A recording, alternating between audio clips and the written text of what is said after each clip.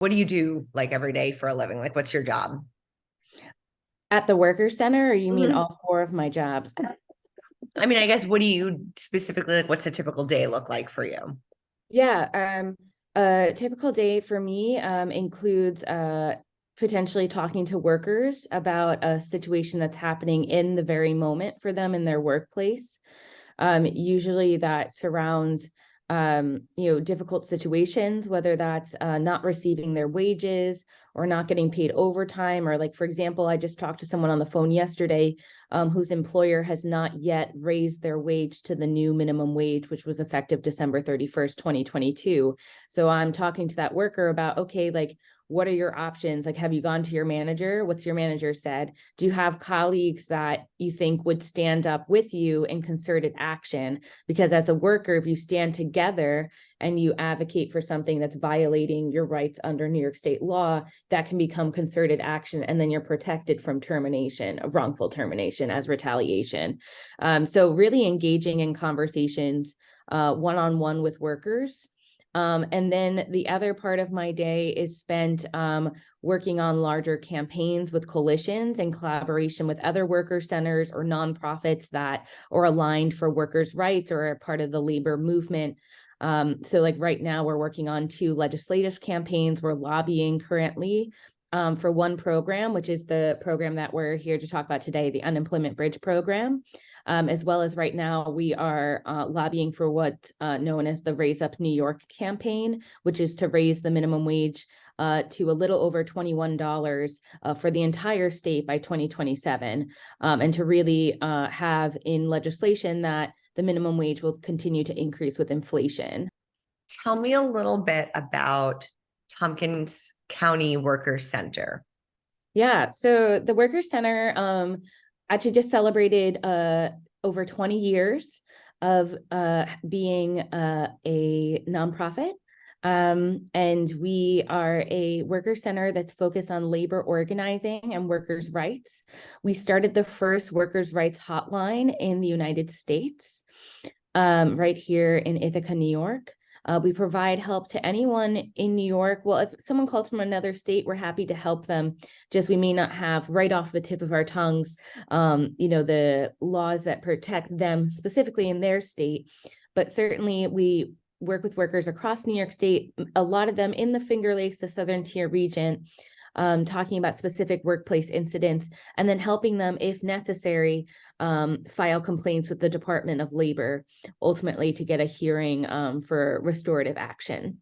What would be an example of something that you could bring to the Department of Labor? Like, I know people with lawsuits, they tend to think that their only options is to like go get a lawyer if they feel that they were retaliated against. Um, Yes. can you, if you feel as though like if you're a worker that feels a number of things have happened to you, including but not limited to something like retaliation, would that be something you could go to the New York Labor Department for if you had documentation to back it up? Yes, absolutely. So there is a Department of Labor complaint form that has like a list of different issues in the workplace, whether that's having not receiving overtime wages, having checks that bounce, or having late payments, whether that is not getting lunches, not getting mandatory breaks. Are you experiencing, for example, like you spoke up, oh, hey, we're not getting overtime wages, and then the employer was like, okay, I'm going to terminate you for speaking up. There's actually a retaliation unit in the Department of Labor that specifically investigates those kinds of incidences. I would say wage theft is probably one of the most common, but also like there are more severe, serious cases, for example, of like human labor trafficking, of people being like lured to the United States under false pretenses of the labor conditions that they're going to be accepting, and finding themselves in a really vulnerable position where they're being exploited. So that's something the Department of Labor also does. And, that does happen right here in our community in Tompkins County. That is not just like a New York City or like a big city problem that happens all across the state. At will employment, that really means that at any moment, right, the work agreement can change. And that includes, like, for example, like at will employment, like as long as you're getting notice, like your employer can change your wage that you originally agreed to.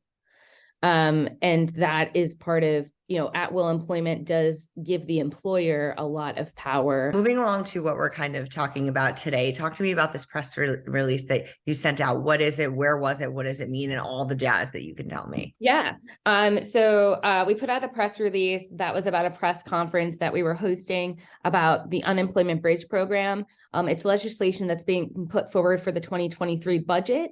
It originally was inspired by a program that came out of the pandemic called the Excluded Workers Fund, which provided unemployment benefits that to a large population of workers who didn't qualify for PUA, the Pandemic Unemployment Assistance, or traditional unemployment insurance during the pandemic. And that came in a lump sum payment if you had the right documentation and could prove a certain amount of financial loss, that you could get $15,000 as a one-time payment. And many of these workers were like, about to be kicked out of their apartments, had families and children with no income for, 8 months. They're borrowing money from family members. These families were very desperate, and they all had incomes of less than $26,000. So we're talking about extremely low wage, vulnerable workers.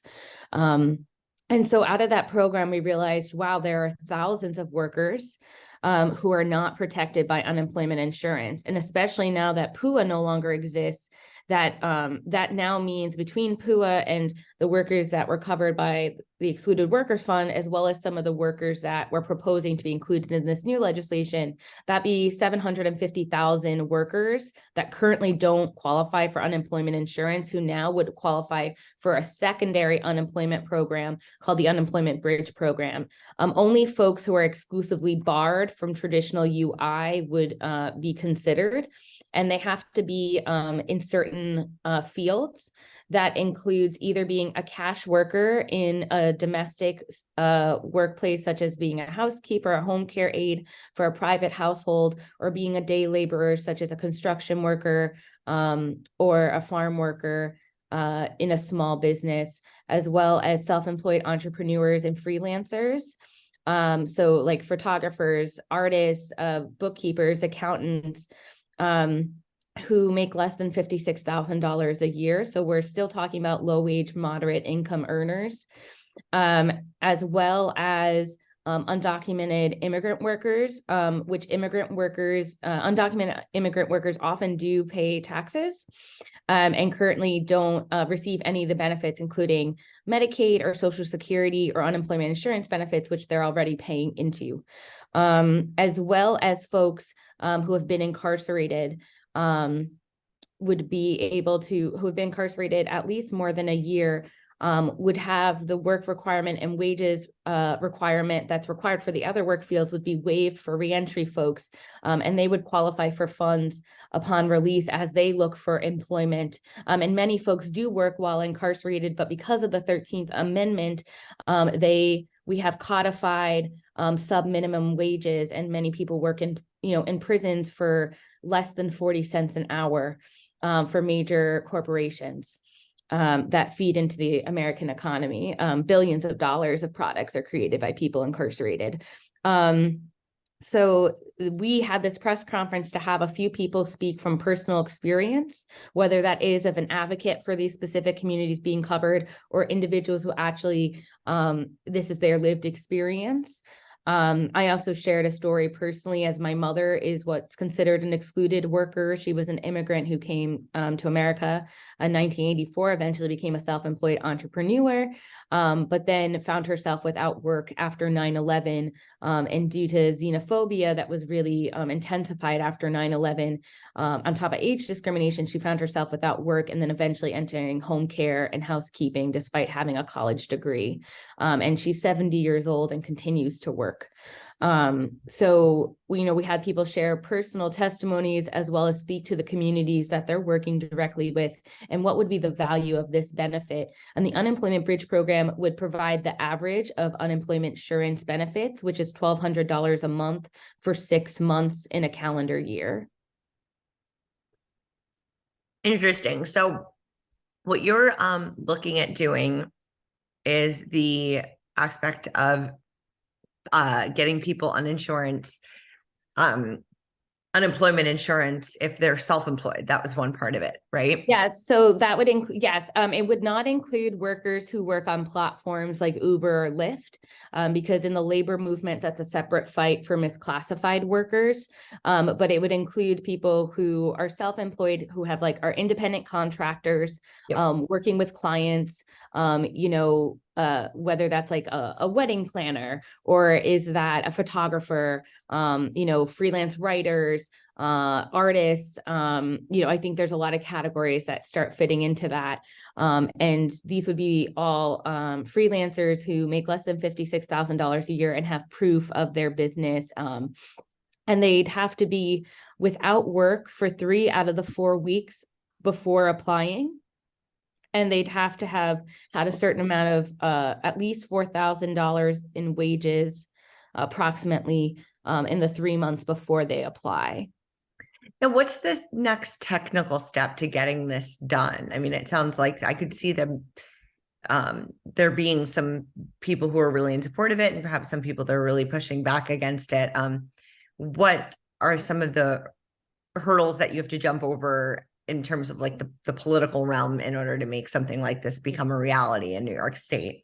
Yeah, I mean, certainly there are districts where this is, represents a large constituency and there's large support for it. And then there's certainly communities that have stigmas around some of the populations that are covered, in particular, when I'm thinking of potentially undocumented immigrant workers, people coming out of reentry who have been incarcerated, as well as cash workers. I think, freelancers, I think, is the least controversial of any of the populations. But, there are people who have strong feelings around these populations, whether those be accurate or false narratives. So there is a lot of conversation that has to happen in communities where this is not as welcomed immediately. And, we're asking the assembly members, the senators who have signed on, to really talk to their colleagues and try to hear their concerns and also help mitigate their concerns, and educate them as heroes for the bill. So, partially right now we've just lobbied. So we've been having one-on-one meetings with senators and assembly members and their staff members, hoping to get them to sign on, educating them, giving worker testimony. And now, we're doing some final pushes of calls to action. We're going to go canvass in communities where, they are going to Albany. There's different actions. We've asked people to call their representatives. And so we'll be building up, but really we need to see this legislation passed, both in the Assembly and by the Senate.